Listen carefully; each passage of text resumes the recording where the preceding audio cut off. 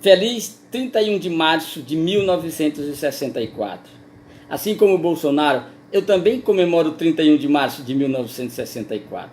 Se não fossem os generais de 64, o Brasil hoje fatalmente seria uma pocilga comunista bem do tipo Venezuela, Coreia do Norte, Cuba. E eu tenho certeza que ninguém quer isso para o nosso país. Ó, eu tenho aqui uma revista, Grandes Acontecimentos da História. Essa revista é de março de 1974. Nela, o historiador Hélio Silva, ele narra os acontecimentos com base em documentos históricos de como se deu a conspiração que levou à Revolução de 1964. Eu vou ler um trecho dessa revista para vocês.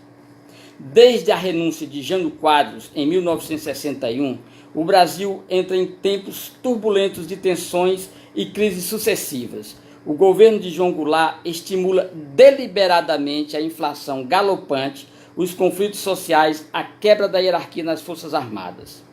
Minado pela demagogia e pela corrupção, o país caminha para o caos e para o totalitarismo. Em 1964, a situação torna-se insustentável. A maioria da população sai então às ruas, nas principais cidades e em gigantescos protestos contra aquele estado de coisas. As Forças Armadas atendem ao apelo democrático do povo e assumem o poder. Gente, eu não estou falando de uma revista direcionada. Essa revista aqui, ela era feita em Portugal, porque o próprio governo militar tinha restrições, mas ela chegava no país. Só que ela chegava no país não com viés ideologizado, com viés de esquerda. Ela chegava no Brasil contando apenas os fatos. Olha, eu tenho outra aqui. Essa revista aqui é de 1963.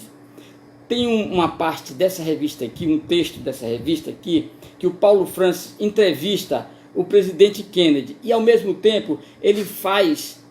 E olha que o Paulo Francis já havia sido comunista, era trotskista nos anos 60, nos anos 50, se eu não me engano. Veja, essa revista aqui, o Paulo Francis faz uma narrativa de como era o comunismo na União Soviética.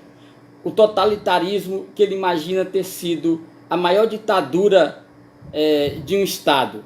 Veja aqui, ó, o Paulo Francis, ele faz essa discussão aqui.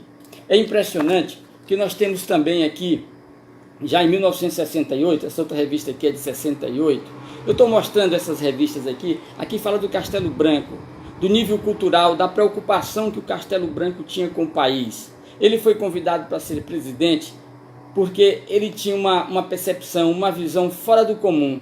Era um dos homens mais cultos que o país já teve, tá certo? Essa outra revista aqui também, que fala de 1954, na realidade essa aqui não é de 54, é de 62, mas ela fala de como o Stalin levou 12 milhões de pessoas para os campos de concentração.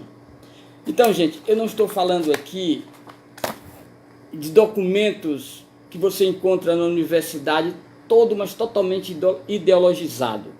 Estou falando de documentos que vieram de Portugal. Essa revista aqui é de Portugal, tem bem aqui, olha. Ela era escrita em Portugal e mandada para o Brasil. Pois bem, eu estou dizendo isso porque hoje a maioria da juventude, eles não conhecem, os jovens não conhecem o que de fato aconteceu nos anos de 1960 até os anos de hoje. Isso é fato.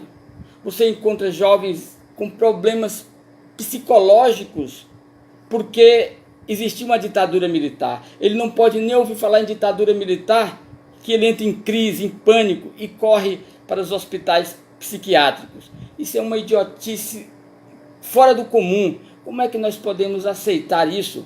As pessoas hoje não têm acesso a uma informação que não seja direcionada. Nós temos que acabar com isso. A única forma é pesquisar, utilizar a internet como fonte de pesquisa, tá bom?